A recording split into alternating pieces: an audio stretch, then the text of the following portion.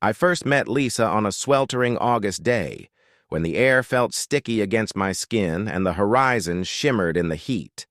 My friend Todd had introduced us, both of us sweaty and impatient in a long queue outside a downtown music festival.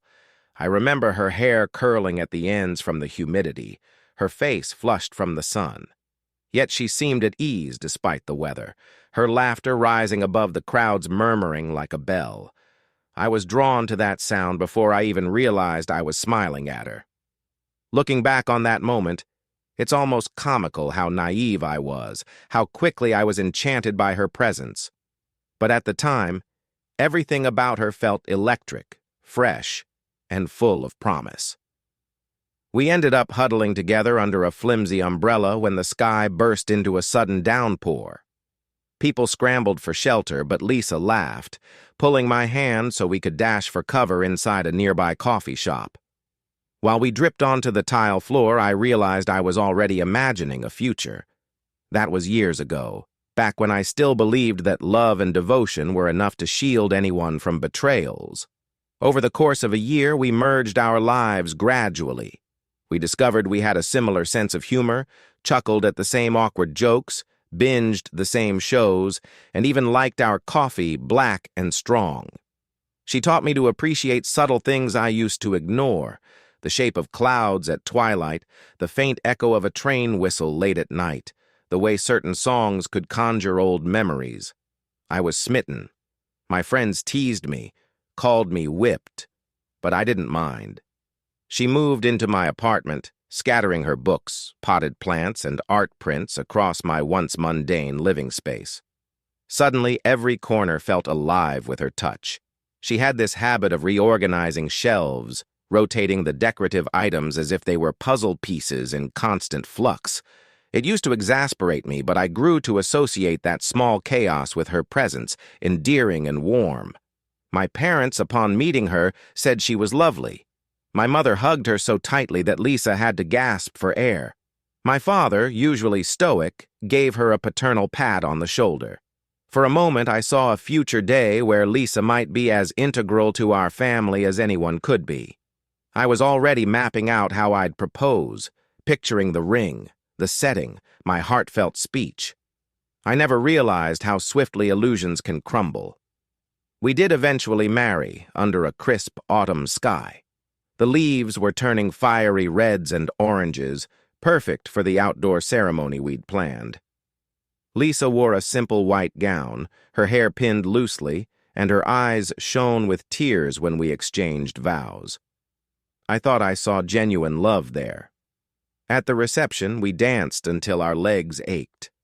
My cousins teased me about crying during the ceremony, and I teased them back for failing to keep their own eyes dry. Lisa and I ended the night exhausted and blissful, driving away in a rented car decorated with streamers and half-burnt sparklers. In the weeks that followed, we adjusted to married life as if it were only a gentle shift. Nothing major changed, except the rings on our fingers. We still woke up entangled in each other's arms, still argued over whose turn it was to do the dishes, still spent lazy weekends binge-watching old sitcoms. I clung to the comfort of routine, believing it was the hallmark of a stable relationship. Time drifted on, and with it came the typical expansions of responsibility. New job opportunities, advanced career steps, minor financial worries. We navigated them with minimal friction. Or so I believed. Then, about 2 years into our marriage, I noticed subtle changes in Lisa. At first, they were almost imperceptible. She seemed more absent-minded, often tapping away on her phone with a serious expression. When I asked if anything was wrong, she'd shake her head and offer a gentle smile, saying she was just working out a problem from her job. I had no reason to doubt her. She'd started a new position in corporate communications and frequently dealt with deadlines, last-minute presentations, demanding clients. It made sense that she was stressed. I'd massage her shoulders at night, letting her vent about her day. She'd usually deflate into my arms, whispering thanks for being patient. I felt more protective than ever, wanting to shield her from the harshness of the outside world. But perhaps it was that same earnest desire to protect that blinded me to her shifting loyalties. Late one night, I woke to find the other side of the bed empty. I discovered Lisa in the living room, huddled over her phone, the screen's glow highlighting her anxious expression. She jumped when I approached, nearly dropping the device. I asked if she was okay, and she nodded vigorously, too vigorously, stammering something about having insomnia and deciding to read an article. My gut twisted a little then, but I suppressed any suspicion. Over the ensuing weeks, I caught her in similar situations, hunched over her phone late at night or quietly ending a call when I entered a room. Each time, she'd have a reason. I told myself trust was crucial. We'd promised each other honesty. Doubting her felt disloyal to those vows I took so seriously. Eventually, the invitation arrived for a big family reunion on my mother's side. It was set to be one of those grand affairs spanning a 3-day weekend, packed with distant relatives whose names I could barely recall. Usually, such events stressed me out, an overload of faces, questions, and forced small talk. But this time I felt a strange excitement. It would be the first extended family gathering since our wedding, and I wanted to show them how happy Lisa and I were. I pictured us laughing under the gazebo, helping my aunts prepare food, playing with my young cousins as the older relatives reminisced. Lisa, for her part, seemed enthusiastic too, although there was a flicker of something in her eyes when I mentioned the date. When I pressed her if she was sure we could attend, she insisted she'd love to go. She said she'd rearrange her work schedule if necessary. My heart warmed at her willingness. I truly believed it would be a precious weekend, one to remember for all the right reasons. Instead, it became the turning point where everything unraveled. The family reunion took place at my grandparents' old country house, a sprawling estate with wooden floors that creaked, a porch with squeaky rocking chairs, and a large backyard that merged into a wooded area. Dozens of relatives arrived in SUVs, minivans, and sedans, lugging coolers, potluck dishes, and an assortment of sleeping bags. Beds were reserved for the elderly and those with infants. Everyone else was expected to manage with the limited accommodations or set up air mattresses. Since Lisa and I were physically fit and childless, we knew we'd be sleeping on a blow-up mattress in the living room or something equally uncomfortable. We joked about it on the drive, saying it would be like a nostalgic throwback to slumber parties. She giggled, but her laughter felt forced. I chalked it up to the stress of a big crowd. Upon arriving, we were swarmed by well-meaning relatives. My mother was in her element, doling out hugs and instructions, directing uncles to bring in supplies from the cars, wrangling cousins to help set up the buffet tables. Lisa got swept into conversation with my Aunt Harriet about interior decorating, while I was whisked away to help move furniture. Amid the chaos, I felt a surge of pride. This was my wife, gracious and lovely, blending into my family so seamlessly. Throughout the afternoon, she smiled at the right jokes, offered to help in the kitchen, and charmed my younger cousins with her humor. Observing her, I thought, this is the woman I chose, and she's perfect here. As the evening approached, we settled into the main living area for a communal dinner, set up potluck style. The chatter was loud and incessant, people passing plates and utensils, refilling pitchers of iced tea and lemonade. Occasionally, Lisa would glance at her phone, but everyone was doing that to snap pictures or coordinate with relatives arriving late. I didn't find it odd. After the meal, we dispersed around the property. Some went to explore the barn, others to catch fireflies near the woods. My mother corralled a group to help wash dishes. Lisa disappeared for a moment, presumably to the restroom. When she returned, I noticed a shift in her expression. She looked rattled, as if she'd heard distressing news. Yet when I asked, she brushed it off, smiling thinly. I tried to kiss her forehead, but she turned, letting my lips land awkwardly in her hair. A small chill skittered down my spine, but I forced a laugh, telling myself it was just the stress of a big gathering. Later that night, while the younger cousins roasted marshmallows around a makeshift fire pit and the older folks traded stories on the porch, Lisa said she needed some air. She wandered away from the circle of conversation, heading down one of the garden paths that led toward an old oak tree. Something about her departure made me uneasy. Without announcing my intent, I left the group after a few minutes, pacing quietly toward where I suspected she'd gone. Sure enough, I found her near the oak, speaking in hushed tones to someone on her phone. The darkness concealed me, and I froze at the sound of her words. "I can't just leave. It's a family thing. But I miss you too." My stomach twisted. Her voice was soft, intimate. She continued. "It's so complicated, I know. Please don't be upset." Her tone, the urgency, the secrecy. My mind raced, bracing for the dreadful realization. An affair. It was the first time the word formed clearly in my thoughts. In that moment, I felt like an intruder into a reality I never wanted to confront. A wave of nausea hit me, and I stumbled back, nearly stepping on a broken branch. The snap reverberated in the hush of the night. Lisa stiffened, abruptly ending the call. I panicked, ducking behind a hedge, not wanting her to see me yet, not ready to face the truth. My heartbeat thundered in my ears. After a tense few seconds, I heard her footsteps retreat. When I finally emerged, my mind was swirling with a hurricane of denial and fear. Was I overreacting? Could it be an old friend? A family member? But her tone didn't sound like a friendly chat, and the phrase "I miss you" lingered like poison in the air. Instead of confronting her immediately, I retreated to the gathered crowd. My interactions became mechanical. I forced laughs, forced smiles, all the while my insides roiled with suspicion. Sleep proved elusive that night. Lisa curled up next to me on the air mattress in the living room, exhaustion tugging at her features. My family was scattered around in a patchwork of cots, couches, and squeaking inflatable beds. In the dim lamp glow, I watched her face, trying to decipher if she carried guilt or worry.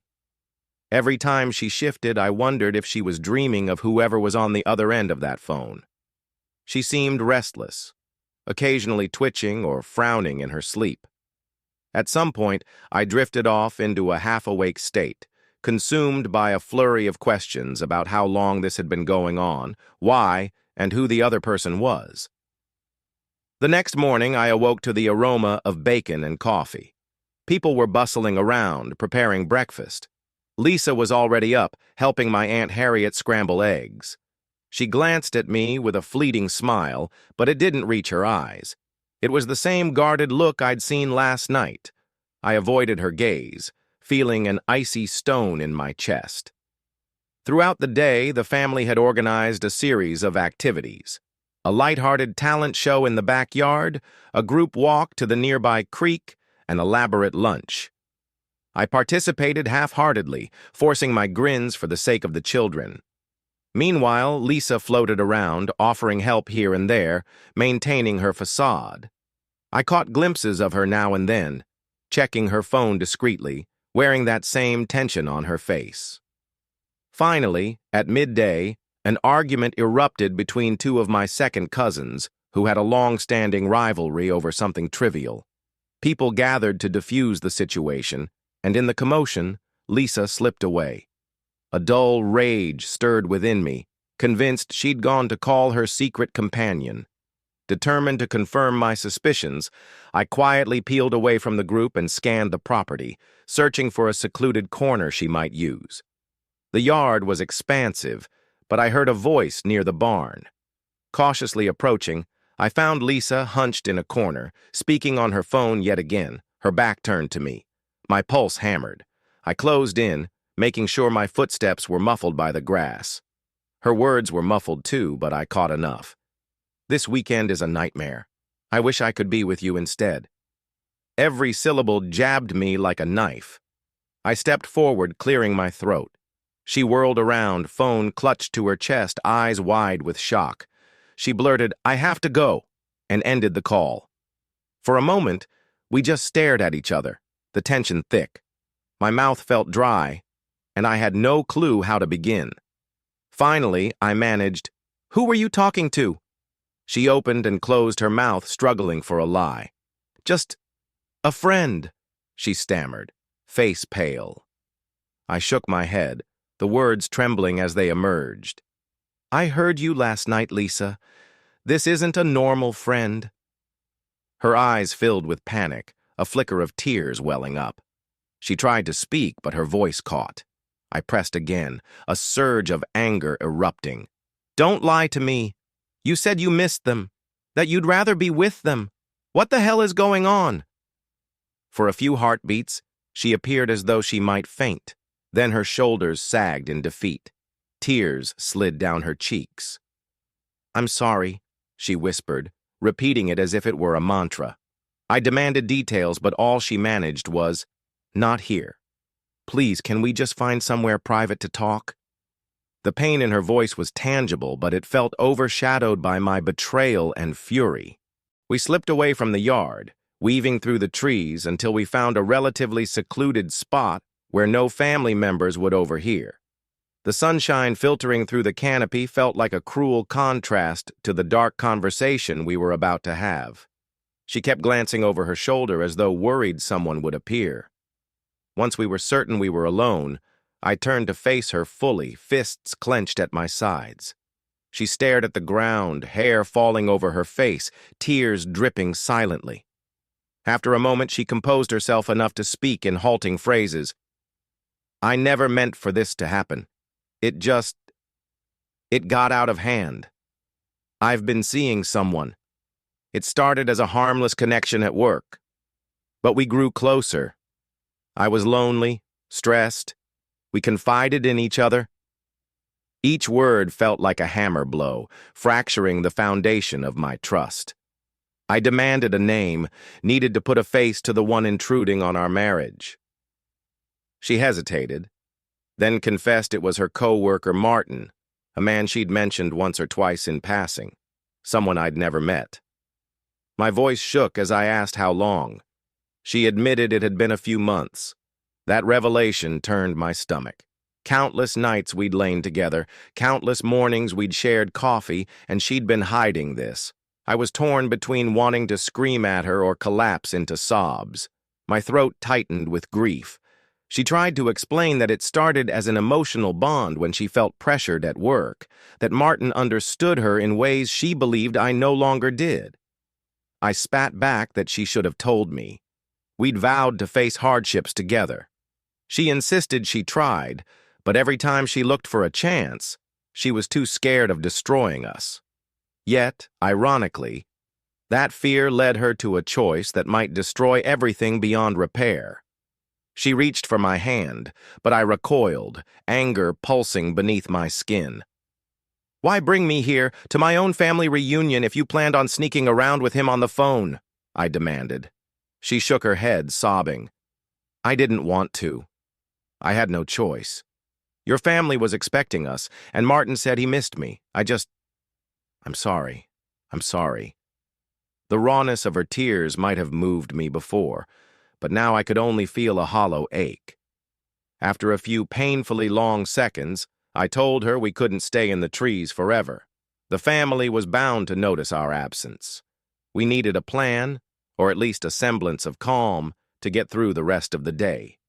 She nodded, wiping her cheeks, whispering she'd do whatever I decided. Stepping back toward the house, I could hardly remember how to breathe normally. My thoughts were an avalanche of betrayal, envy, heartbreak. But the reunion demanded a facade. We had to slip back into the swirl of relatives, their laughter, their curiosity, their cameras capturing forced smiles. Lisa and I returned separately so as not to raise immediate suspicion. I drifted among my cousins, trying to focus on their jokes, but my responses came out flat. My mother approached at one point, concerned, asking if I felt all right. She said I looked pale, sweaty even. I mumbled something about a headache from the heat. She offered to get me water. I forced a grateful smile, feeling like a fraud. Throughout the afternoon, I kept my distance from Lisa, who busied herself helping my Aunt Harriet prep for the evening's barbecue. I glanced over occasionally, tortured by the mental image of her phone calls with Martin. My father caught me staring at one point, asking jokingly if we'd had a lover's spat. I nearly choked on my reply. How could I possibly sum up the turmoil in a casual answer? Instead, I changed the topic, asking him about old family stories. The hours dragged on, and I felt a creeping dread about the night ahead. How would we handle sleeping in the same cramped space with other relatives around, all while carrying this bombshell? When evening fell, the barbecue commenced with an air of celebration. Burgers, hot dogs, and an array of sides lined the tables. Family members laughed and swapped stories around the bonfire. Music played from a Bluetooth speaker, a cheerful playlist that felt discordant to my mood. Lisa and I avoided each other as much as possible, without drawing attention. Eventually, though, we found ourselves grouped in conversation with some of my uncles and aunts, forced to stand side by side. She looked tense, as though bracing for a public meltdown. I played along, nodding at jokes, inserting bland remarks. All the while, my soul felt hollow. After a while, I excused myself, claiming I needed fresh air. Nobody questioned it because everyone was either tired or tipsy. I lingered at the edge of the lawn, staring at the distant shadows of the trees. My mind reeled with 1,000 possibilities for what might come next. Did we separate? Divorce? Was there room for forgiveness? A swirl of old memories threatened to break me. Our wedding day, the vow exchange, the dance, the nights of quiet intimacy. I wanted to blame her entirely, to hate her, but I found myself searching for my role in her dissatisfaction. It felt too big for me to solve, especially in the middle of a large family gathering.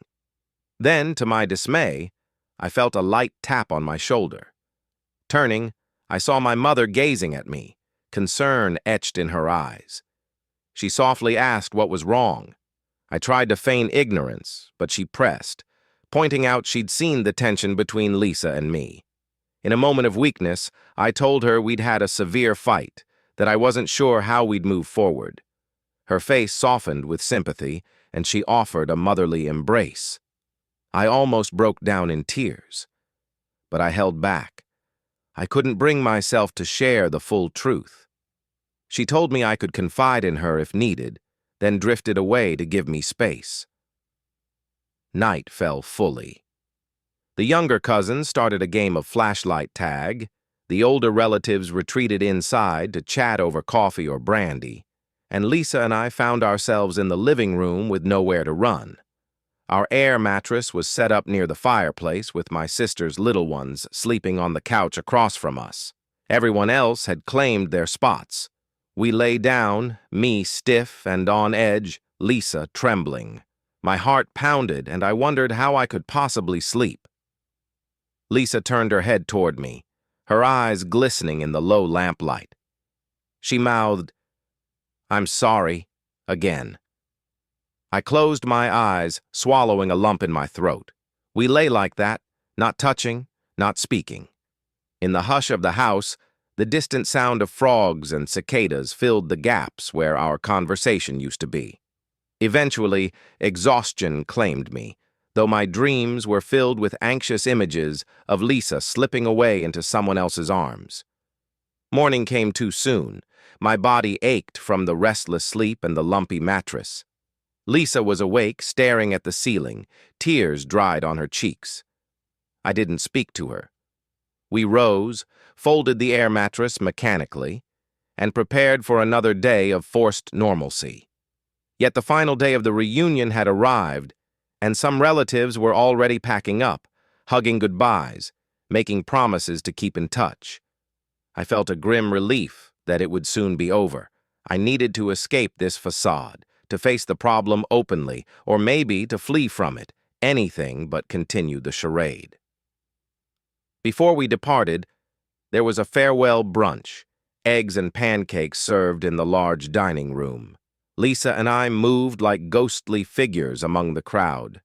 My mother and father both eyed us with concern, but we pretended all was fine. At one point, my father clasped my shoulder and said he hoped whatever was troubling me would pass soon. My mother came by offering leftover pastries. Lisa muttered a polite decline, while my mother gave her a compassionate pat on the arm. I felt a twinge of guilt. My parents adored Lisa, trusting her wholeheartedly. If they knew what she'd done, it would devastate them. But I also realized, with a jolt of pain, that it was devastating me more than anyone. Shortly after brunch, we loaded our bags into the trunk, exchanging tense farewells with everyone. My mother tried to hug us both, but Lisa sidestepped, quickly climbing into the passenger seat. I followed suit, unable to meet my mother's eyes, my shame too raw. We pulled away from that old country house, the long driveway lined with trees. The moment we were out of sight, I asked Lisa if we could talk. My voice was steadier than expected, though every nerve in my body was on edge. She nodded, eyes brimming with tears once again. I kept my attention on the road, forcing myself to remain calm. I asked her in a soft but serious tone whether she wanted to end our marriage. She gasped, shaking her head. She insisted she loved me, that she didn't want a divorce. I demanded to know how that was possible given her betrayal. She tried to explain, citing confusion, emotional distress, dissatisfaction, the allure of Martin's attention. None of it felt like a justification that I could swallow. My knuckles whitened on the steering wheel. We continued that stilted, painful conversation for miles, often lapsing into silence because neither of us had the words. She claimed she'd never actually planned to leave me, that she just needed an escape from the monotony. I spat back that she destroyed my trust for a mere escape. She sobbed anew, apologizing over and over. By the time we neared the city, we were both exhausted, the tension thick enough to cut with a knife. Once home, Lisa collapsed onto the couch, drained. I put the suitcase aside, then stood in the living room, uncertain how to proceed. This was our home, the place we'd shared so many memories. Now it felt tainted by her duplicity. She lifted her eyes, voice quivering. "I'll break it off with Martin. I'll do anything to fix this." A swirl of conflicting emotions rose in me. Anger, betrayal, faint hope. Could we mend the rift? Did I even want to? I told her we'd need counseling, total transparency with her phone, her accounts, everything, if I was ever to consider working through this. She agreed readily, desperation in her voice. But even as she promised, I wondered if it was already too late. Maybe the damage was beyond repair. In the following weeks, we existed in a fraught limbo. Lisa quit her job to sever ties with Martin, claiming she wanted no chance of relapse. She gave me full access to her phone, emails, everything. I scoured them more often than I cared to admit, feeling sick with each invasion of her privacy. But she didn't protest. We began attending couples therapy, where a gentle-faced counselor guided us through painful conversations. Lisa articulated her guilt, explaining she'd felt neglected, though she acknowledged it was partially her own inability to communicate that fueled her choice. I admitted I'd become complacent, but also raged that complacency shouldn't justify an affair. We wrestled with that logic, those raw emotions, until my head spun. Some days we left the therapy sessions feeling like there was a glimmer of hope. Other times we stormed out in separate directions, wanting nothing to do with each other. My family, meanwhile, remained in the dark. My mother called often, asking if everything was fine. I lied, saying Lisa and I were just overwhelmed by post-reunion tasks, that we were busy. She invited us to dinner multiple times, but I made excuses. I couldn't bear to let them see the cracks. I still hadn't told them the truth, partly out of shame, partly out of fear that it would permanently tarnish Lisa's standing with them. Maybe a small part of me clung to the possibility of a reconciliation so thorough that no one needed to know. But the weight of deceit pressed upon me, making me question whether my silence was cowardice. As months passed, Lisa and I made halting progress in therapy. The counselor recommended we try date nights, reconnecting on a more intimate level. We attempted it. Quiet dinners at a new bistro, a walk in the local park, even a short weekend trip to a nearby bed and breakfast. In those moments, we found flickers of the old warmth, the same spark that had once drawn us together. She'd hold my hand as we strolled under the autumn leaves, and for an instant, it felt almost normal. Then reality would intrude, a flash of memory, the echo of her whispers to Martin. That night I found her by the oak tree at the reunion. I'd tense up, and she'd withdraw, guilt shadowing her features. Healing was never linear.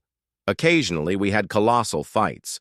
One of us would lash out in frustration, the other would retaliate, hurling accusations. She'd say, "I can't live under constant suspicion," and I'd retort, "I can't live not knowing if you still crave him." Such arguments escalated rapidly, culminating in slammed doors, broken dishes. After each blow-up, we'd collapse into apologies, hugging on the couch, tears mingling. It felt like a toxic cycle, yet beneath it was a strange determination to save what remained of our marriage. Then, early one morning, my mother showed up unannounced at our door. I opened it, bleary-eyed, to find her standing there with a casserole dish and a concerned expression. She said she missed us, that she wanted to check if everything was truly okay. Lisa emerged behind me, pale and uneasy, forcing a pleasant greeting. We couldn't exactly send my mother away, so we let her in. She fussed about the living room, commenting on the new throw pillows, asking if we were eating well.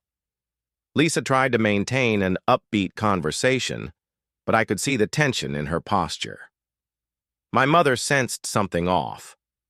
Finally, over coffee, she asked directly if we were all right because she sensed a distance. I glanced at Lisa, who gave me a pleading look. Without meaning to, I felt tears burning my eyes. My mother's gaze flicked between us, worried. Impulsively, I told my mother we were going through a rough patch, but we were in therapy. She asked if it was money troubles, job stress, or something else. Lisa looked ready to say something, but I answered that it was personal. My mother nodded gently, offering her support if we ever wanted to talk. Then she patted Lisa's hand. "You're still family, dear. We're here for you," she said. Lisa's eyes shone with tears, guilt evident in every line of her face. After a subdued visit, my mother left. As soon as the door closed, Lisa sank into a chair, covering her face. She said she couldn't handle lying to my parents, that maybe we should come clean. I balked at the idea. The humiliation of admitting her affair to them was too much. But a part of me recognized that secrecy was only compounding my anger and shame. The next family event loomed: Thanksgiving. My parents insisted we attend. Lisa and I debated whether to go. On one hand, I dreaded the forced smiles, the possibility of letting something slip. On the other, not attending would raise suspicion. So we went, arriving at my parents' home with a store-bought dessert that I'd claimed to have made from scratch. My mother welcomed us with cautious optimism, pointing us toward the living room where other relatives lounged. Some of the same faces from the reunion greeted us warmly, though I felt the memory of that weekend flicker painfully. My father approached, giving me a half embrace, murmuring, "Hope you two are doing better." I nodded stiffly. The day progressed in typical holiday fashion: football games on TV, children running around, chatter from the kitchen. I tried to immerse myself in the routine. Lisa lent a hand with setting the table, carving the turkey. We functioned well in that crowd, superficially playing the role of a couple who'd overcome normal marital tensions. Yet inside, I was torn. Memories of her clandestine phone calls haunted me. Then, during dinner, my mother innocently asked how we liked that old country house from the summer reunion. Lisa nearly choked on her mashed potatoes, and I felt my face drain of color. The mention of that place triggered images of her phone clutched to her ear, whispering endearments to Martin. My father, noticing the awkward pause, quickly changed the subject. talking about the sweet potatoes, but the tension had flared. After dinner, I took a walk outside to clear my head. Lisa eventually joined me. We wandered down the street in the crisp autumn air, red and orange leaves crunching underfoot. She slipped her hand into mine, tentative. We walked in silence for a while. Then she said, "I know you still can't forgive me, but I'm trying to make this right." My throat tightened. I admitted part of me wanted to forgive, but another part refused to let the betrayal go. We ended up hugging under a leafless maple, tears sliding down both our cheeks, uncertain if we were finding closure or simply acknowledging our shared misery.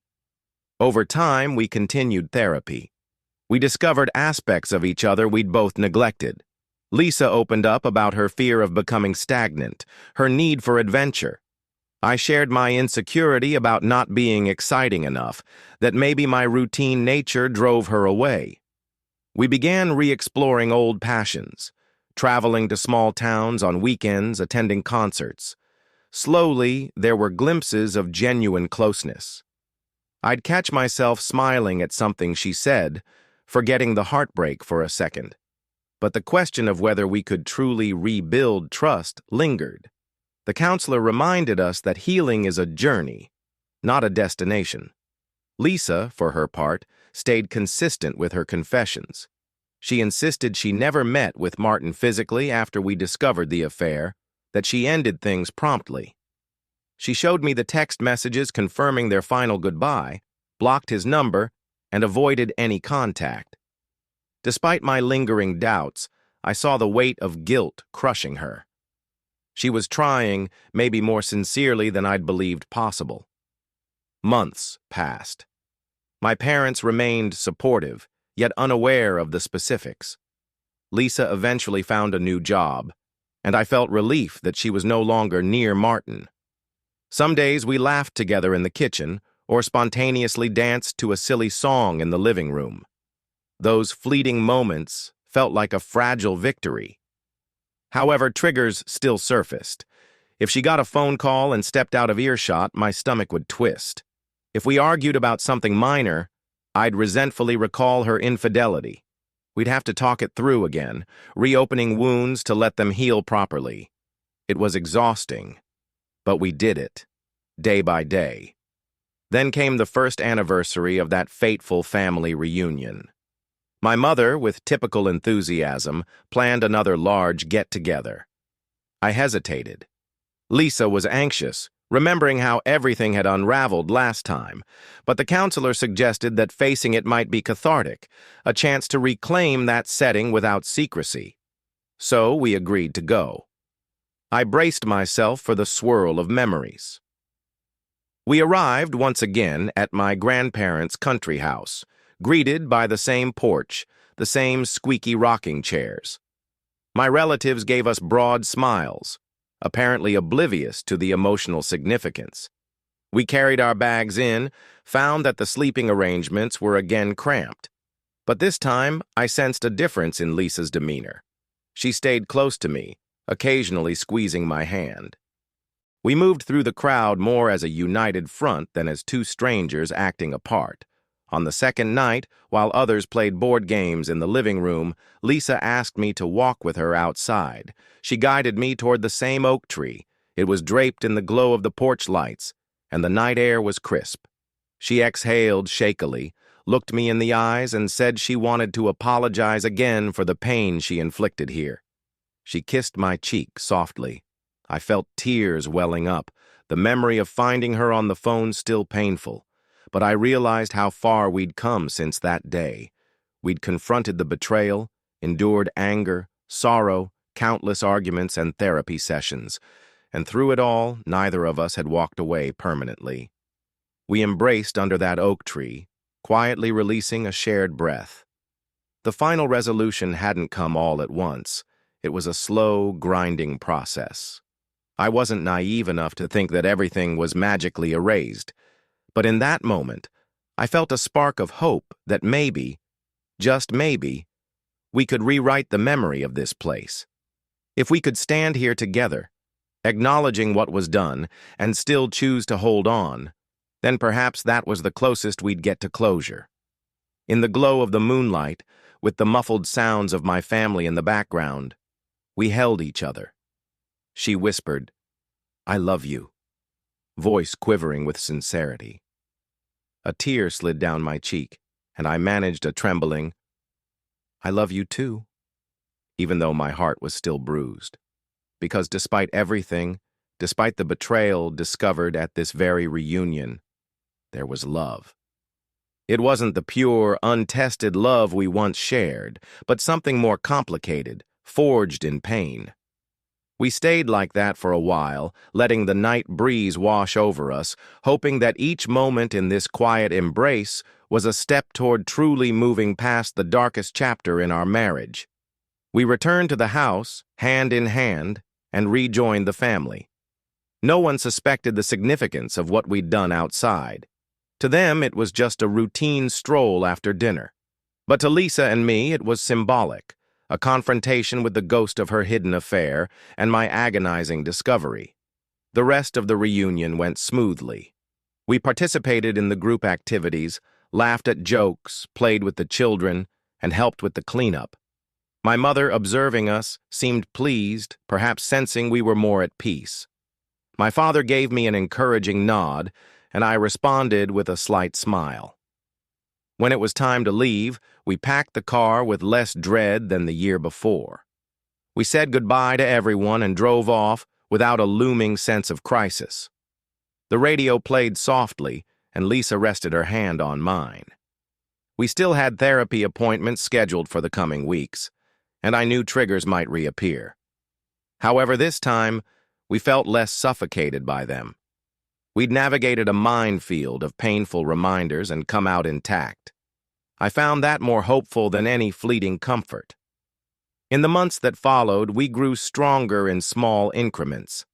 Each time we overcame a tense moment without resorting to accusations, each time we shared an honest conversation about our feelings, it was a victory. We expanded our circle of friends, found new hobbies, spent more quality time together. Though the memory of her affair could still sting me if I dwelled on it too long, I tried not to let resentment drive me. Instead, I allowed the knowledge that we'd chosen to rebuild to guide me forward. Lisa, for her part, continued to show remorse through her actions. She remained attentive, open, and dedicated. She never once tried to downplay the severity of her betrayal or shift the blame. She owned her mistake, and that accountability gave me the courage to keep trying. Eventually, I opened up to my mother in a limited way. I told her that Lisa and I had navigated a severe breach of trust but were working through it. My mother looked pained, concerned, but also relieved that we were making progress. She didn't pry into details, and I was grateful. My father offered a quiet pat on my shoulder when he found out, a gesture that spoke volumes. Perhaps that was all the understanding I needed from them. Looking back, it's startling how the biggest turning point occurred at a family reunion that was supposed to be about laughter and closeness. Instead, it brought me face to face with a secret that nearly tore my marriage apart. Even so, that public setting, ironically, gave me the impetus to confront the issue. If we'd discovered it at home, we might have swept it under the rug or let it fester. At the reunion with my entire family present, we had nowhere to hide. We had to face ourselves and each other in the starkest way possible. Now, more than 2 years since I found out about her affair under that oak tree, Lisa and I stand on steadier ground. We have new routines, new dreams, and an evolving sense of trust that's guarded but alive. Our marriage isn't the same as it was before. There's a scar, a lingering awareness that love can be fragile. But there's also a renewed determination that if we want this to work, we have to nurture it continuously, communicating openly, resisting complacency. Our counselor once said that while infidelity can destroy a marriage, it can also serve as a wake-up call, prompting both partners to address underlying issues. I'm not saying it's a recommended path. God knows I wouldn't wish that pain on anyone. But it's true that crisis can breed transformation. Sometimes, though, I still recall that moment of eavesdropping on her phone call at the family reunion, how my heart nearly stopped, how betrayal crashed into me like a runaway train.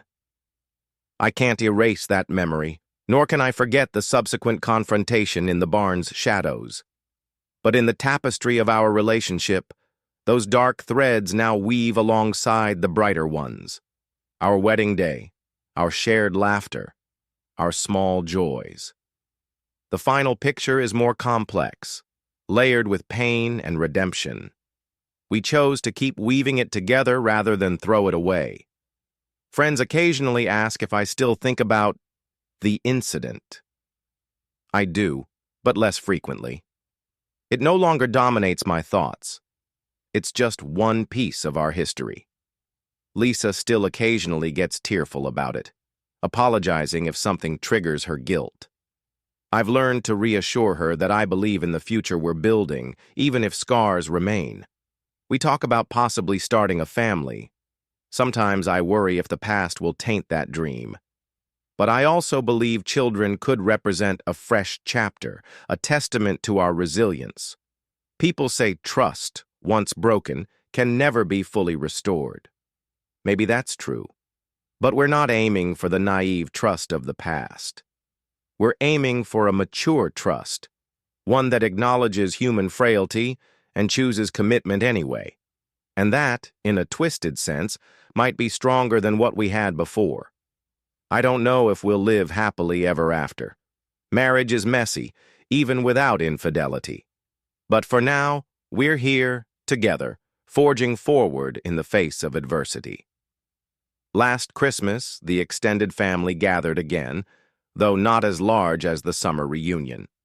My grandparents' health was declining, so the event took place at my parents' home. Lisa and I arrived, arms linked, bearing gifts. My mother greeted us with a warm embrace, my father with a subdued smile. We ate, laughed at silly jokes, helped the children open presents.